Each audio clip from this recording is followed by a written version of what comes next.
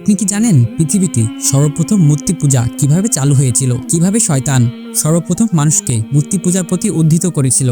সর্বপ্রথম পৃথিবীতে কাদের মূর্তি বানানো হয় এবং কেন তাদেরকে পূজা করা হয়েছে ইত্যাদি বিস্তারিত বিষয় জানতে হলে ভিডিওটি শুরু থেকে শেষ পর্যন্ত দেখতে থাকুন। প্রথম মানব হযরত আদম আলাইহিসসালামকে নূহ আলাইহিসসালামের সময় পর্যন্ত সময়ের ব্যবধান ছিল প্রায় 1000 বছর। এই সময়ের মাঝে কেউ মূর্তি পূজা বা শিরিক করত না।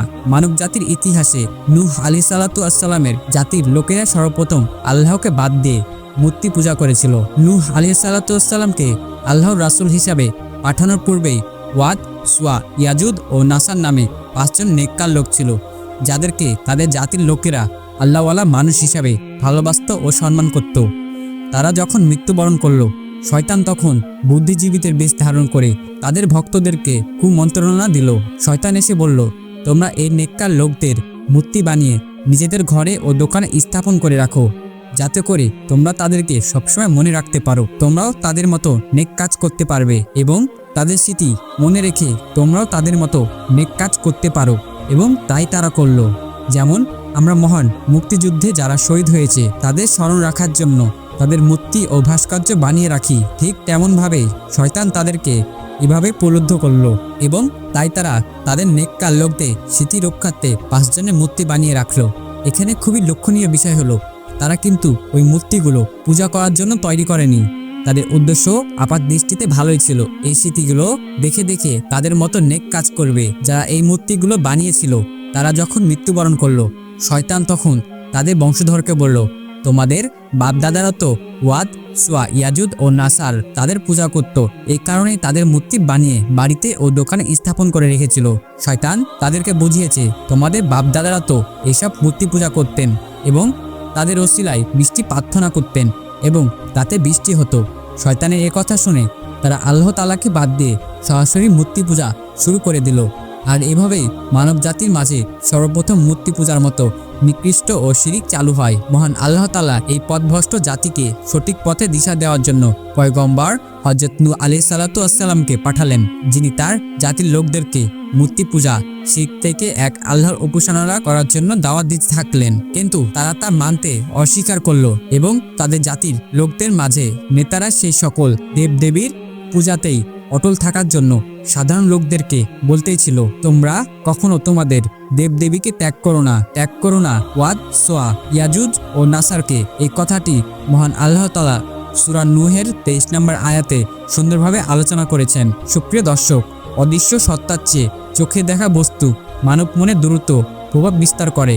সেই কারণেই অদৃশ্য ব্যক্তি বা সত্তার কল্পনা থেকে মূর্তি বা ছবির প্রচলন ঘটেছে। অবশেষে মূর্তি বা ছবি মূল হয়ে যায়, যার জন্য মূর্তি পূজায় মূর্তি মুখ্য হয়। স্রষ্টাগণ হয়ে যায় মূর্তি পূজার দরজা চিরতরে বন্ধ করে দেওয়ার জন্য ইসলামের শরীয়ত এমনকি প্রাণীর ছবি অঙ্কন করা, প্রতিমা, মূর্তি, স্ট্যাচু নির্মাণ করা কঠোরভাবে নিষিদ্ধ করেছে এবং এই পাপের জন্য কিয়ামতের দিন কঠিন শাস্তি দেওয়া হবে বলে সতর্ক করা হয়েছে। শুধু মুশরিকরা নয়, যাদেরকে আসমানি কিতাব দেওয়া হয়েছিল সেই ইহুদি ও খ্রিস্টানরাও একইভাবে তাদের নবী, রাসূল ও নেককার লোকদের ছবি বানিয়ে রাখত। এই কারণেই নবী তাদেরকে সবচেয়ে নিকৃষ্ট প্রাণী বলেছেন। একদা নবী করিম সাল্লাল্লাহু আলাইহি সাল্লামের স্ত্রী উম্মে সালামা রাদিয়াল্লাহু আনহাকে তাকে ইথিওপিয়ার একটি গির্জার কথা বললেন, যেটির দেওয়ালে তিনি অনেকগুলো ছবি দেখেছিলেন। তার কথা শুনে রাসূলুল্লাহ সাল্লাল্লাহু আলাইহি সাল্লাম বললেন, তাদের মধ্যে কোনো পুণ্যবান ব্যক্তি মারা গেলে তারা তাদের কবরের ওপর উপাসনালয় নির্মাণ করত এবং এই ধরনের চিত্র অঙ্কন করে রাখত।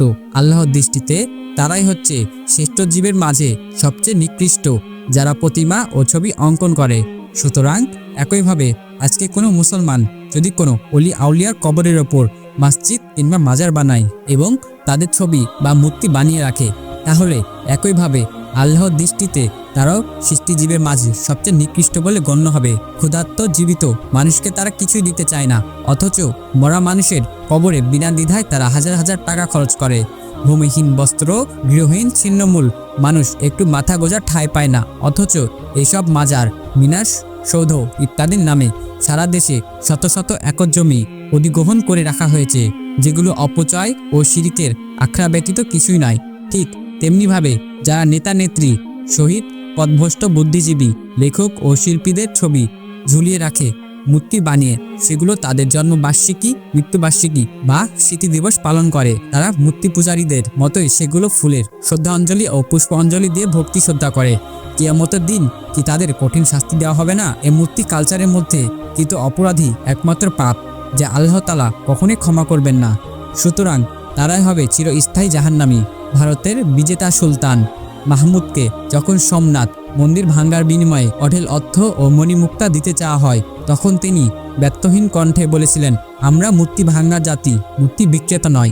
সুপ্রিয় দর্শক, এভাবে পৃথিবীতে সর্বপ্রথম মূর্তি পূজার প্রচলন হয়ে যায় এবং এরই ধারাবাহিকতায় বর্তমানে সনাতন ধর্মাবলম্বীরা ধর্মের নামে মহান রবের সঙ্গে শিরকীয় পূজায় লিপ্ত হয়েছে। এমনিভাবে নামমাত্র মুসলমান অনেক ঘরে শোকেসে বা আলমারিতে মূর্তি, প্রতিমা বা প্রাণহীন পুতুল এগুলো সাজিয়ে রাখে। নিশ্চয়ই তারা অধিশপ্ত, নিশ্চয়ই তারা ধ্বংসপ্রাপ্ত। মহান আল্লাহ তাআলা তাদেরকে এবং আমাদের পরবর্তী প্রজন্মকে মূর্তি পূজার মতো জঘন্য পাপ থেকে রক্ষা করুন। আমিন।